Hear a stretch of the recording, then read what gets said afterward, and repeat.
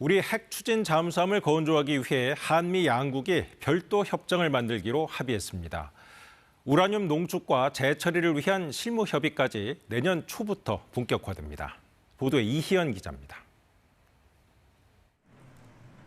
미국과 캐나다 등을 방문하고 돌아온 위성락 국가안보실장은 미국 측과 핵 추진 잠수함, 우라늄 농축 재처리 문제 등을 집중 논의했다고 밝혔습니다. 특히 핵잠 건조를 위해 미국 원자력법상 군사적 예외를 적용받는 절차에 착수했다고 설명했습니다. 핵잠 협력에 관련해서는 양측 간의 별도 협정이 필요하다는 데 의견을 같이 하고 이를 추진하기로 합의했습니다. 미 원자력법 91조는 대통령 승인하에 군사적 목적으로 기술과 물질을 이전할 수 있도록 허용하고 있는데 정부는 이 조항을 근거로 별도 협정을 맺고 핵잠수함 기술과 연료를 공급받겠다는 구상입니다. 호주가 오커스 협정을 통해 핵잠 도입을 추진한 것과 같은 방식입니다. 위 실장은 핵잠에는 20% 미만의 저농축 우라늄 연료만 사용하겠다며 미 측의 핵 확산 우려를 불식시키는 데 주력했다고 밝혔습니다.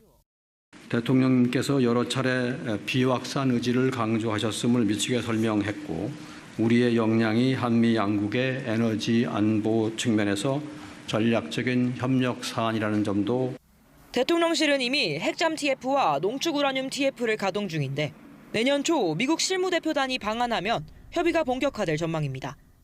위 실장은 방미 기간 구테르스 유엔 사무총장도 만나 북한과 대화 재개를 위한 공조 방안을 논의했다고 전했습니다. 그러면서 최근 대북 정책 주도권을 둘러싼 외교부와 통일부 간 갈등설에 대해선 대외적으로 혼란스러운 모습을 보여선 안 된다고 말했습니다. KBS 뉴스 이희연입니다.